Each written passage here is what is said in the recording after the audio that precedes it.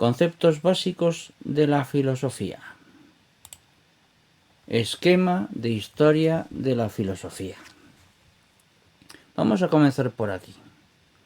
Hay muchos sitios en donde el afán de no ser dogmáticos les lleva a explicar la filosofía siempre en forma de historia de la filosofía. Si se explica metafísica, por ejemplo, que es la peor, pues se comienza con los presocráticos, Platón, Aristóteles y todas las secuelas y tal, y con esto se tiene cubierto el cupo. Y el profesor así no se tiene que mojar. Bueno, y esto sucesivamente. En ética es también muy socorrido, en fin. La historia de la filosofía no es filosofía, es historia. Y aunque es necesario que alguien que se dedica a la filosofía sepa historia de la filosofía, debe de tener conciencia de que la historia de la filosofía es solamente un elemento auxiliar, complementario. ¿Para qué? Bueno, porque estudiar a los grandes del pasado es asegurarme no hacer el tonto. Y yo soy tan listo que lo sé todo y puedo llegarlo a todo. Es necesario tener en cuenta a los que han filosofado en el pasado. No solo porque puedan ser más listos que uno, sino porque pueden haber captado verdades que a nosotros nos costarán mucho tiempo encontrar. O han dado con errores que conviene prever. La historia de la filosofía no es un instrumento fundamental para quien se dedica a este negocio. Pero no nos volvamos locos, ¿eh? La historia de la filosofía es auxiliar. En este sentido, es un catálogo de autores con sus obras, sus influencias, sus escuelas, ¿de acuerdo? Pero es complementario. Un filósofo va a resolver problemas, a plantearse problemas sobre el ser de las cosas, no sobre lo que ha acontecido en la historia solamente, ¿no? Eso es necesario conocerlo.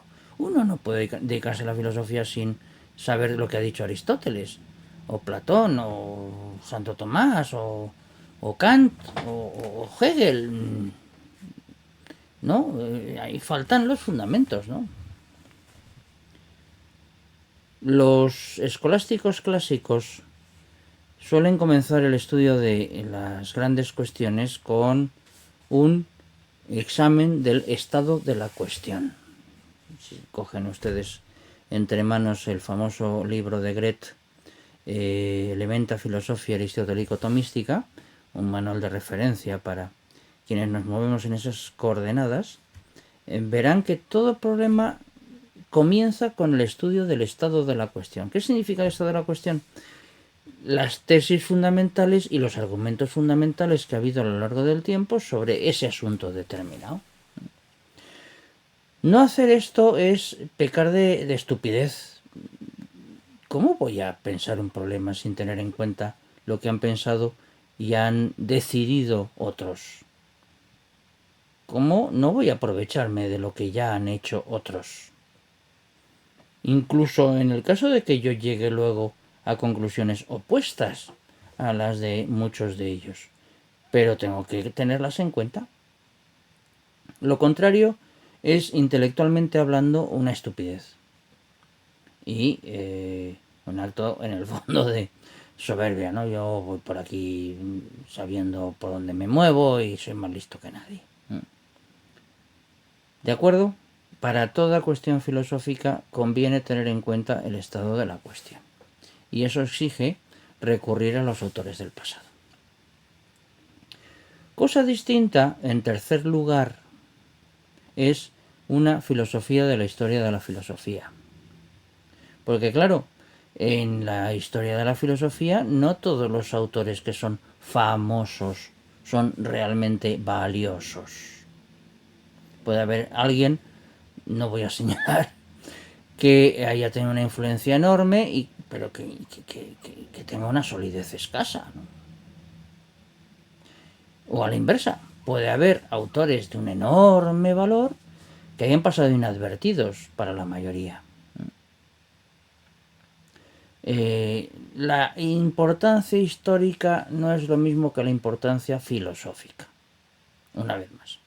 Bien, pero de todas maneras existe la historia de la filosofía y ha habido corrientes y ha habido influencias y por eso unas doctrinas aparecen después de otras, por esa influencia o por esa, sea positiva o negativa, esa aprobación o ese rechazo, ¿no? Depende de los casos.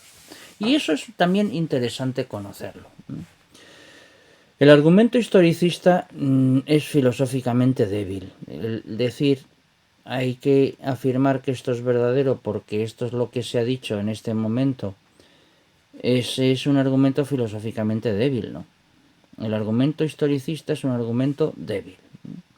Yo debo comportarme como me comporto porque estas son la altura de los tiempos. Pues eso es dejarse llevar por la acomodación, a lo corriente, pero no es pensar a fondo las cosas, ¿no? La filosofía de la historia de la filosofía muestra cómo ha ido sucediendo el influirse unos autores en otros y en cierto modo en crear climas intelectuales que influyen también en el decurso de la humanidad, ¿no? No sé, cómo no admitir que en la creación de los estados, valga la expresión, medievales ha influido el cristianismo y su filosofía. ¿Cómo no admitir que la escolástica ha sido relevante en la creación de los estados modernos renacentistas? ¿Cómo no admitir que la filosofía ha tenido una influencia decisiva en la aparición de la Ilustración a finales del XVIII? Etcétera, etcétera, etcétera. Bien, pues por eso es interesante también la historia de la filosofía. Pero ojo, no nos dejemos seducir por esto. Hechas estas advertencias, que me parecen de la máxima importancia, pasaré a lo sustancial de esta clase, que es explicar los esquemas fundamentales de la historia de la filosofía, para que nos situemos, para que conozcamos las épocas, los principales autores, etc. De una manera breve, pero que recorrerá todas las épocas en lo fundamental. Y acaso al final pues hablemos un poquito de ciertos filósofos que pueden considerarse como fundamentales históricamente hablando. ¿De acuerdo? Pues nada, seguimos.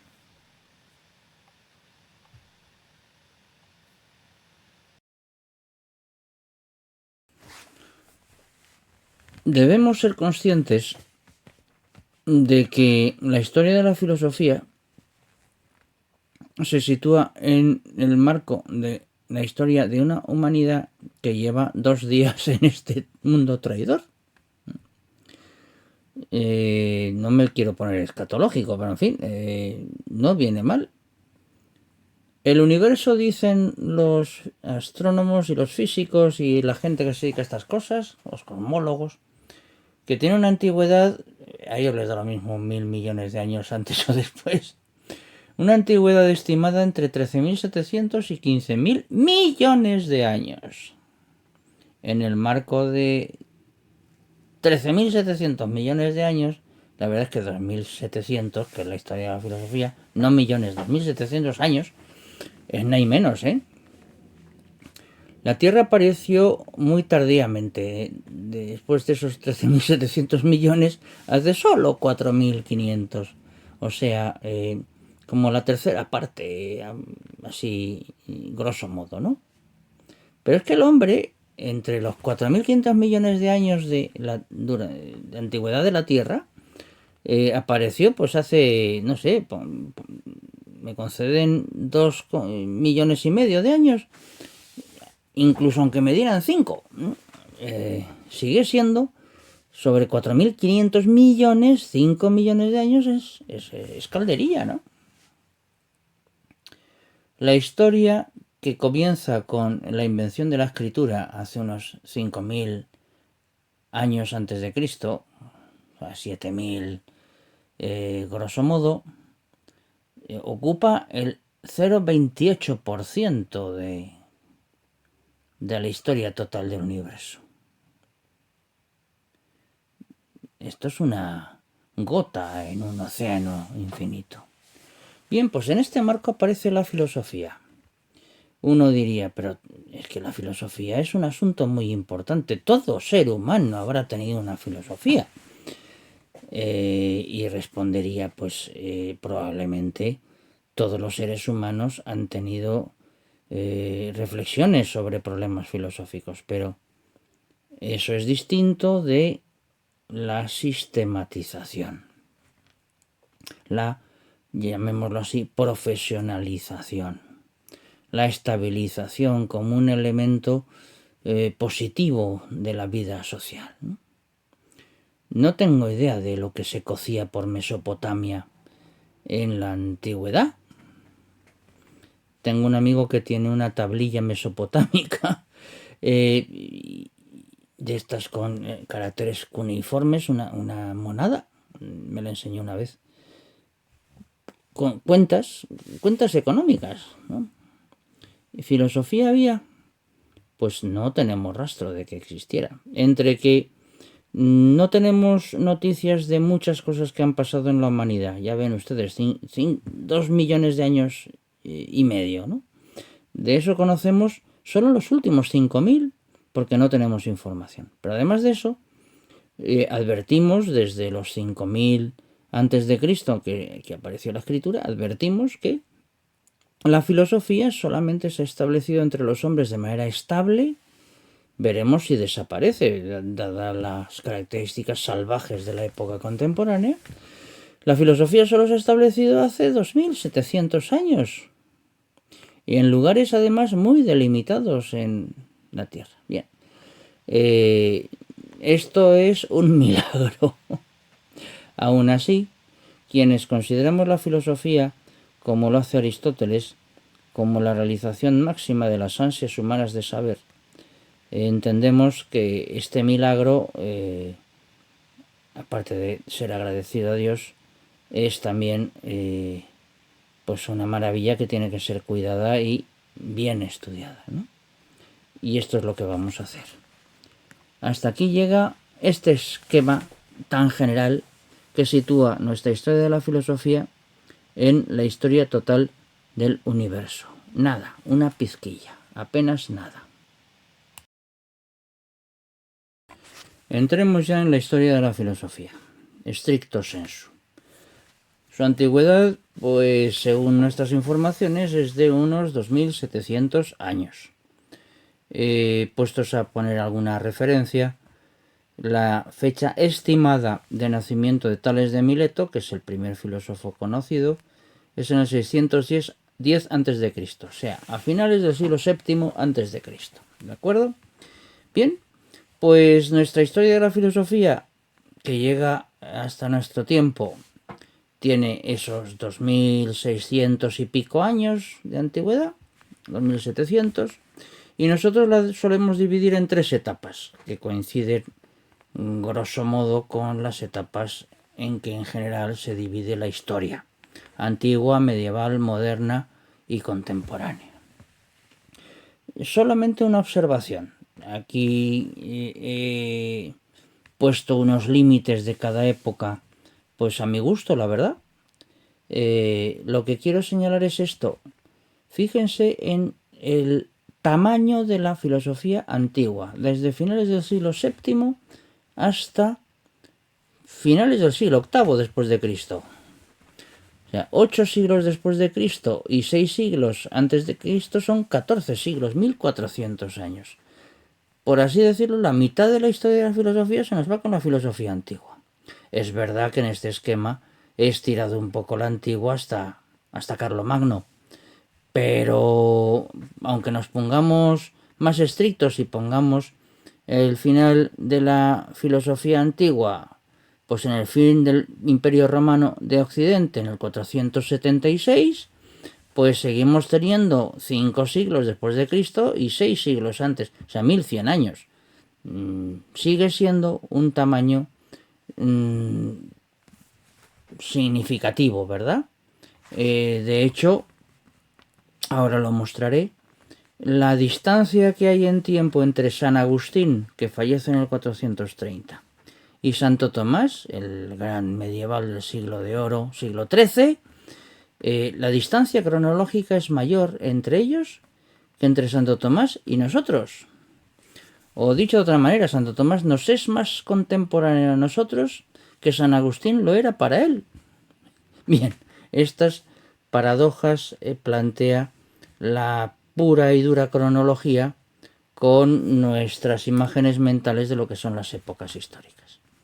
Filosofía antigua, que principalmente es la filosofía griega, la filosofía romana clásica y la cristiana antigua, la filosofía medieval, que tras unos siglos de formación tiene su cenit en el siglo XIII, en el siglo de oro de la escolástica medieval, y el siglo XIV es un siglo de crisis. Y luego la filosofía moderna, que llega hasta el XIX, o sea, siglos XV, XVI, XVII y XVIII, y la contemporánea, que es desde el XIX hasta nuestros días. Este es el esquema básico fundamental. Naturalmente los autores difieren en cuándo se dividen unas épocas de otras.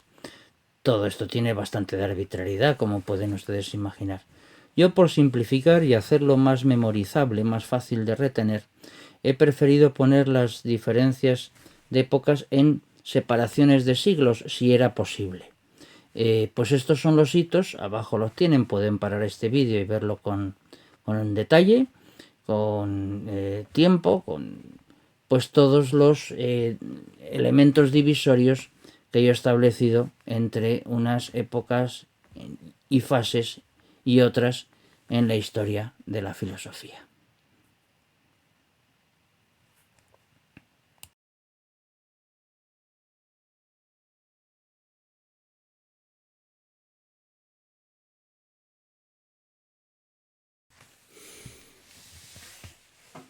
Filosofía antigua.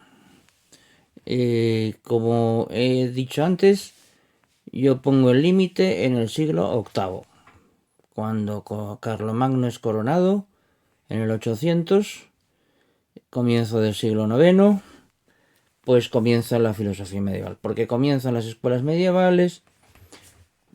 Si quieren ustedes llevar el límite de la filosofía antigua antes, pues muy bien.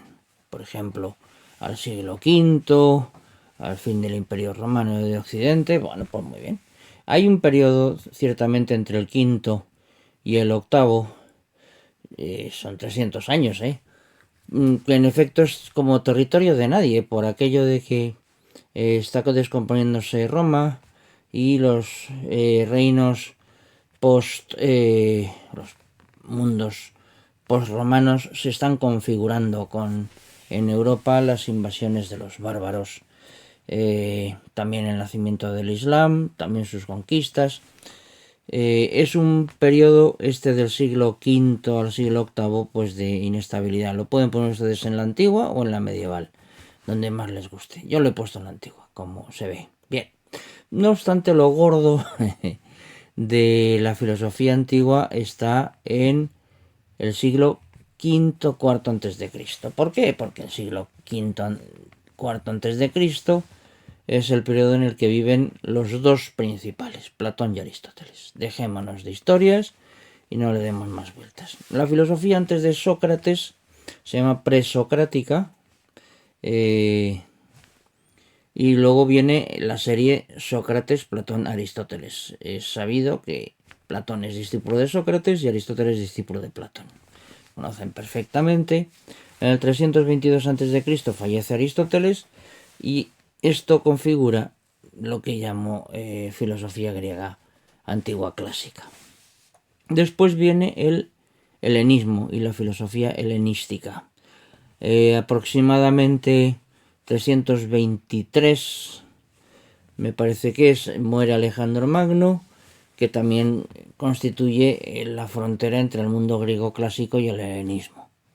¿En el helenismo hay cosas importantes? Sí, hay que retener el nacimiento del epicureísmo, que es una escuela relativamente menor, hedonismo, o sea, el placer es lo guay del par guay, y el estoicismo. El estoicismo que nace en tiempos incluso de la filosofía griega clásica, se extiende luego durante muchísimos siglos. El estoicismo sí que es una gran escuela con muchísimos autores y también dentro de ella con muchísima variedad. ¿De acuerdo? Su influencia en el mundo romano es tremenda. Para una muestra, el concepto que nosotros manejamos de persona es un concepto que nace, aunque muchos se empeñan en decir que es cristiano, nace embrionariamente de una manera muy elemental en territorio estoico. El primero que usa la palabra persona en sentido técnico filosófico es Séneca, un estoico, un español estoico, ¿no? Bien. Y la filosofía romana, que es pues una masa variada en la que es difícil establecer fronteras, aunque los historiadores lo hacen, entre los descendientes de las grandes escuelas clásicas, que son la escuela de Platón y la escuela de Aristóteles, y luego las variaciones de la escuela estoica fundamentalmente. Como digo, la filosofía hedonista pues tiene una importancia relativamente parcial, ¿no?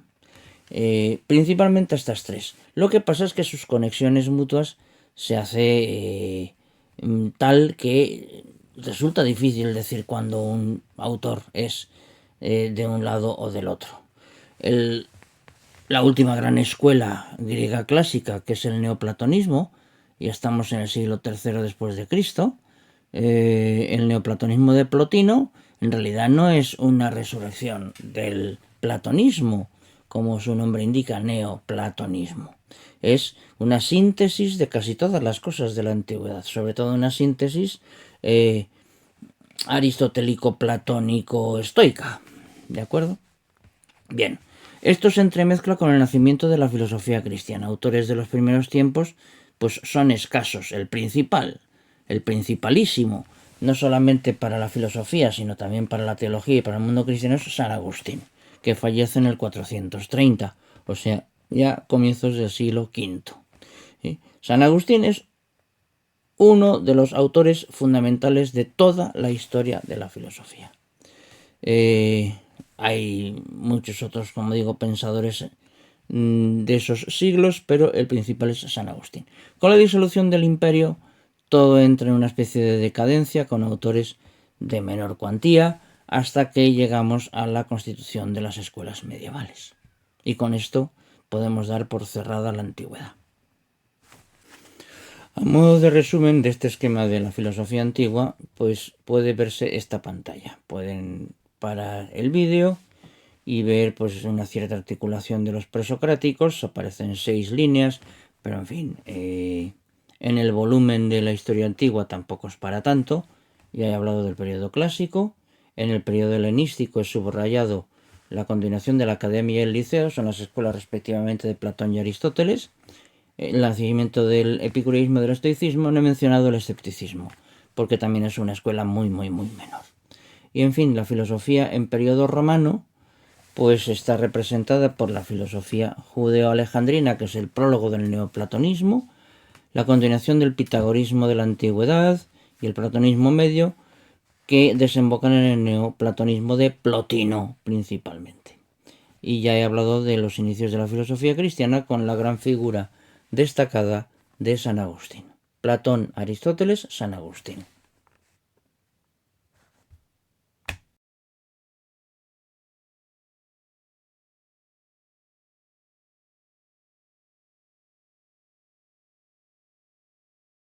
Vamos a por los medievales. Filosofía medieval. Primordialísimamente es filosofía cristiana.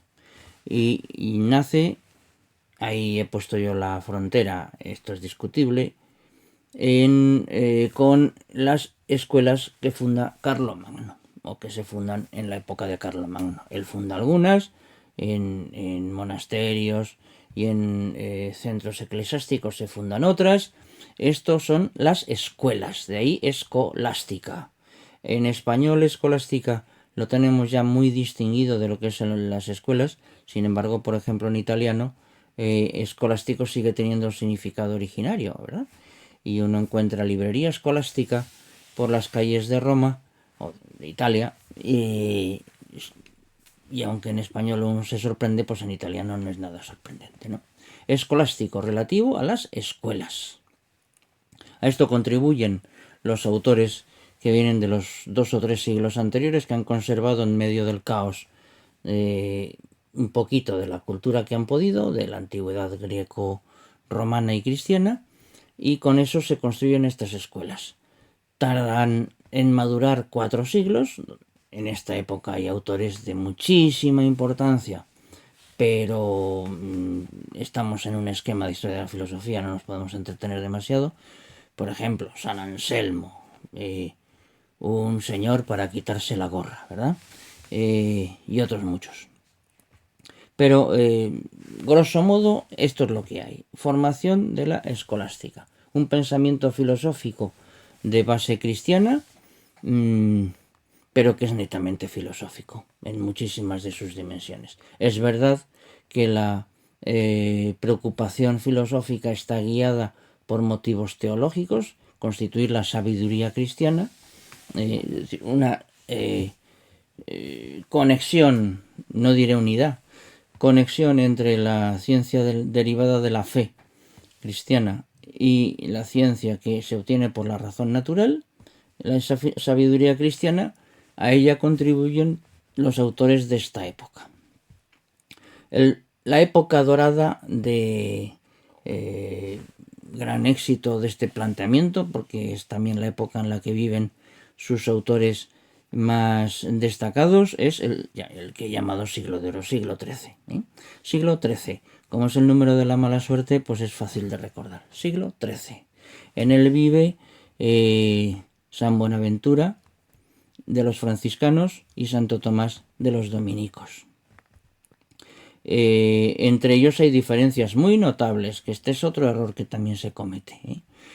Pensar que como los escolásticos todos o casi todos son cristianos, pues entonces las doctrinas entre ellos son perfectamente uniformes. De ninguna manera. La doctrina de Santo Tomás y de San Buenaventura discrepan de una manera bastante marcada en muchos puntos. El elemento en el que se plantea quizás como eje esa diferencia entre ellos y otros muchos es la recepción de Aristóteles, y de un Aristóteles que ha pasado previamente por las manos de algunos filósofos musulmanes. Esta es la época, el siglo XII, XI, la época del florecimiento de algunas filosofías musulmanas, o sea, cultivadas por musulmanes, que tienen influencia en Occidente. Principalmente hay 2 autores que hay que retener. Esto es vital: Avicena y Averroes. Averroes es cordobés, por cierto, es español. Avicena no procede de Persia. Ambos musulmanes, ambos con doctrinas con diferencias muy significativas, pero ambos con tesis que en filosofía entran en colisión con doctrinas de la fe cristiana. Por ejemplo, que Dios es un creador necesario, o que la inmortalidad del alma humana pues no es una inmortalidad individual, sino global de la humanidad. Hay tesis de los filósofos árabes que encajan malamente. Bien, pues precisamente por esa razón, al recibirse, aunque ya se conocía, pero al recibirse de una manera nueva y más intensa a Aristóteles en el siglo XIII, se mezcla este Aristóteles con sus interpretaciones musulmanas. Eso lleva a que la autoridad eclesiástica, por ejemplo, llegue a prohibir la lectura y el estudio de las obras de Aristóteles. Bien, un enemigo de Aristóteles declarado, que se niega a aceptar las doctrinas de Aristóteles, es San Buenaventura. Sin embargo, por ejemplo, Santo Tomás no. No solamente promueve que se hagan traducciones más limpias de las obras de Aristóteles, principalmente de la metafísica, que es en esta época en la que es conocida en Occidente, traducciones, pero además unos comentarios magistrales y estupendos en los que procura interpretan a Aristóteles en lo posible en proximidad al pensamiento cristiano. Bien, así que el siglo de oro tiene como prólogo, como digo, esta recepción de Aristóteles. Y luego viene la crisis, también derivada de esta interpretación averroísta de Aristóteles. El siglo de la crisis es el siglo del triunfo del averroísmo latino, es decir, del Averroes recibido por autores cristianos occidentales, y la aparición también de alguna doctrina que rompe completamente la racionalidad filosófica frente a la fe. Es la época del nominalismo y del voluntarismo. El autor más conocido en este momento pues es Guillermo de Ockham, un franciscano que fue excomulgado y que se salvó por los pelos al final, ¿no? No he mencionado en el siglo de oro a otro autor que hay que retener. Está a caballo entre el siglo XIII y el siglo XIV, que se llama Juan Duns Scoto, de la escuela franciscana, próximo por tanto a San Buenaventura, pero un autor de la máxima importancia, filosóficamente hablando, superior desde luego a San Buenaventura. ¿De acuerdo? Y este es el cuadro que tenemos: la formación de la escolástica, de un pensamiento cristiano, de una sabiduría cristiana, una síntesis de todos los saberes armónicamente entrelazados, el siglo de oro con los grandes autores y la influencia renovada de Aristóteles y la crisis de este planteamiento en el siglo XIV. Estamos en las proximidades del Renacimiento, que, como todo el mundo sabe, pues es en términos globales, un enfrentamiento con la escolástica medieval y un renacer, un recomienzo. De nuevo, he aquí un breve esquema de lo que se puede ver en la filosofía medieval. El sentido de la filosofía escolástica, como puede verse en un texto de Alcuino de York a Carlomagno, a las puertas pues del proyecto de la gran sabiduría cristiana, el siglo de oro con sus grandes personajes y la crisis con Guillermo de Ockham.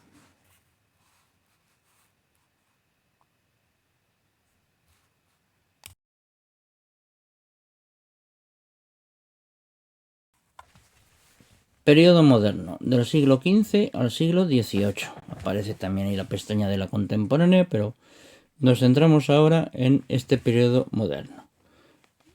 La Ilustración nos sirve de bisagra para el cambio a la contemporánea, aunque ciertamente esa frontera es mucho más débil que la que encontramos entre la Antigüedad y la Edad Media, ¿verdad? Bien, filosofía moderna. Comienza con el Renacimiento, que grosso modo lo dejamos en los siglos XV y XVI. Llamamos barroco pues porque viene bien y es cómodo, y se emplea esta denominación a veces con bastante imprecisión para el siglo XVII y el siglo de la Ilustración, que es el XVIII, el siglo del nacimiento de la desgraciada masonería. Bueno, ¿qué pasa en el Renacimiento? Hay un elemento positivo que es el llamado renacimiento de las letras, que tampoco necesitaba renacer demasiado, puesto que las letras eran cultivadas y conservadas en los ambientes eclesiásticos con todo cuidado desde el final del Imperio Romano de Occidente. Que no se pongan tan fantásticos los Erasmos de Rotterdam y gentes por el estilo. Pero en fin, estos se han llevado la fama. No es un periodo de una creación filosófica grande si atendemos a los llamados renacentistas. Lo más interesante en filosofía del periodo renacentista es lo menos renacentista, que es la continuidad de la escolástica. La segunda escolástica tiene lugar en este periodo, girando alrededor del famoso Concilio de Trento en el siglo XVI. Claro, porque el evento de Lutero pues no es ninguna broma, sino algo que cambia la historia y también la historia de la filosofía. Por tanto, en resumen, el Renacimiento, época de cierta decadencia filosófica a pesar de todo, y pervivencia de la escolástica, sobre todo en las escuelas continuadoras de los dominicos, los franciscanos de la antigüedad. Los jesuitas nacen en el siglo XVI, como todo el mundo sabe, ¿no? Luego pasamos al barroco. ¿Por qué hay esta transición? La fecha que utilizo más o menos de bisagra, que además es relativamente asequible, es la del nacimiento de Descartes. Es que con Descartes la filosofía parece que adquiere otro tono, ¿verdad? Descartes pretende hacer una nueva filosofía cristiana. Descartes es cristiano, no lo olvidemos, ¿eh? Lo que sale de ahí, sin embargo, pues es una especie de caja de Pandora con una desestimación de la metafísica que se cultiva, que se crea y se cultiva entre la antigüedad y la Edad Media, ¿verdad? Esto es lo que va a suceder en el barroco, época de transición, cuyo culmen estará en la filosofía de Kant. Kant vive en casi todo el siglo XVIII, 1724-1804. Por eso también la fecha de muerte de Kant viene bien para la divisoria, ¿no? Kant es como el resumen y final de la filosofía moderna y es, digámoslo así, el punto de referencia que ha quedado en la historia de la filosofía como una nueva orientación del pensar filosófico. Conviene no perder de vista este cuadro. Después del periodo renacentista, con Descartes, en la filosofía puede decirse, también en unos términos muy amplios, puede decirse que nacen dos líneas, el racionalismo y el empirismo. Ojo con el uso de las palabras racionalismo y empirismo, que las cara al diablo, porque tienen infinidad de significados. El significado que tiene racionalismo para la teología de la fe es muy distinto del que tiene en filosofía, ¿no? Racionalista en filosofía es el que considera, vamos a decirlo así, que la verdad depende fundamentalmente de la razón, con cierta independencia de la experiencia.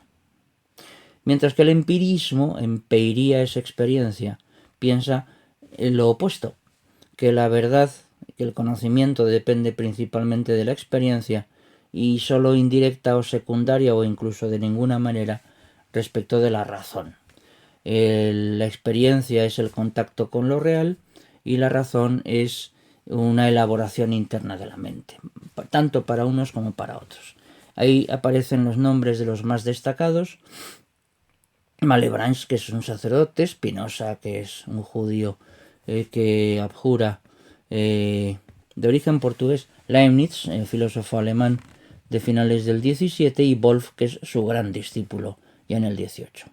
Entre los empiristas, Hobbes, Locke, Berkeley y Hume, británicos ellos, ¿no? Hume es el último gran representante del empirismo. ¿Qué hace Kant? Pues como una especie de híbrido entre una cosa y otra, ¿no? Intenta coger las ideas del racionalismo en el marco de los principios empiristas. Y de ahí el nacimiento de la filosofía crítica que lleva su nombre y que marca, como he señalado, toda la filosofía posterior. Decía Alejandro Llano que aunque no todos somos kantianos, todos somos postkantianos, ¿no? Todo lo que aparece después de Kant, por tanto siglos XIX-XX hasta nuestros días, es en alguna medida algo referido a Kant. Kant marca los problemas fundamentales de la filosofía en la actualidad.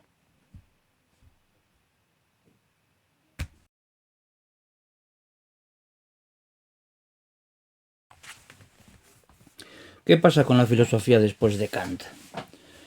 Bueno, pues que se va convirtiendo en un enjambre un poco complicado de catalogar.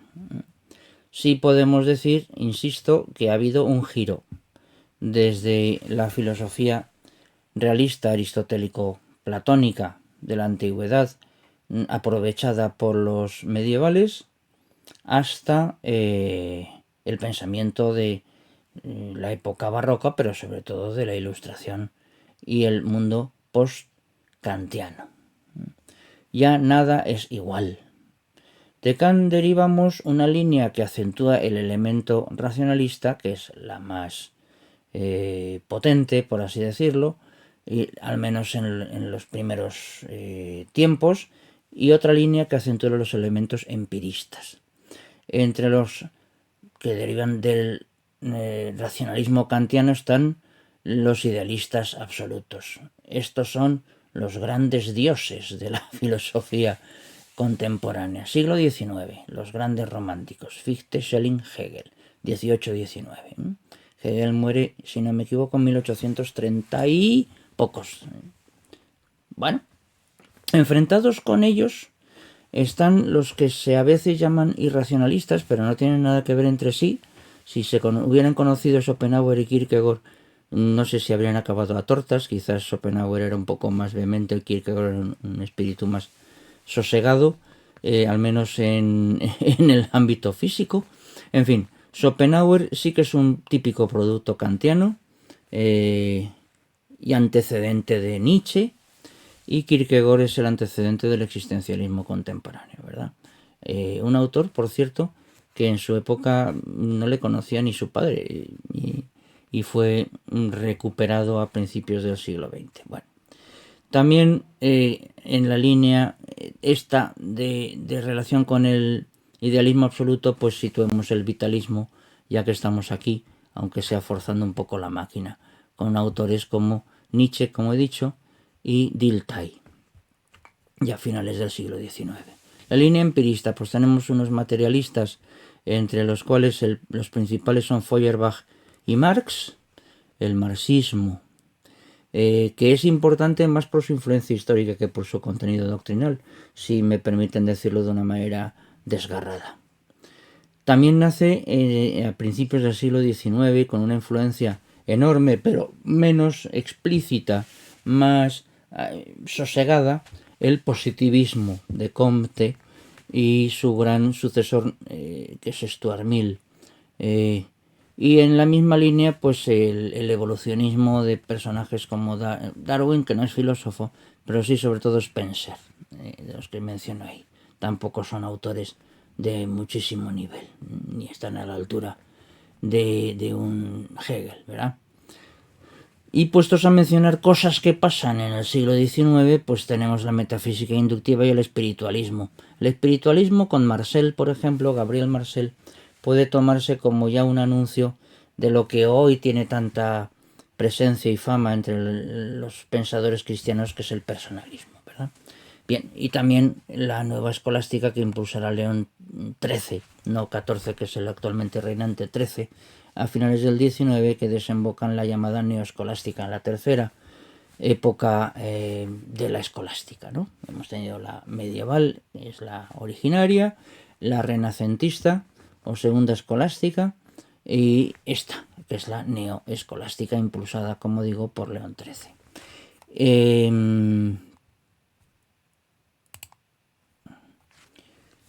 Y empalmamos con el siglo XX, y del mismo modo que he dicho antes, aquí la catalogación se hace complicada. Sí que, para que les suenen ustedes nombres, pues aquí tienen una lista de grupitos y escuelas que hay a lo largo del siglo XX, unos con mayor importancia y otros con menor importancia, unos con mayor influencia histórica y otros con menos influencia histórica, ¿no? Pues entre ellos todos los neopositivistas, el Russell y Wittgenstein, que es uno de los grandes del siglo XX, grandes por su influencia, como digo, el pragmatismo de James también tiene mucha importancia, Dewey, que ha tenido una influencia enorme, aunque la profundidad de su pensamiento tampoco sea muy grande. No es filosofía el psicoanálisis, no, es una tendencia de la psicología, pero tiene una tan enorme influencia en la filosofía, pues que ya puestos aquí está en el catálogo.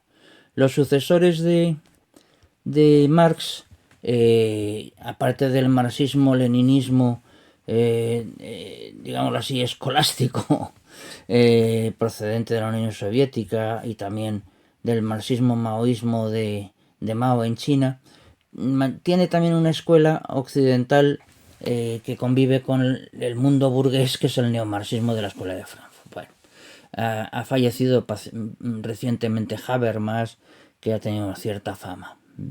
Y el estructuralismo también tiene su importancia porque ha configurado el pensamiento postmoderno, que tiene de pensamiento poco y mucho de postmoderno.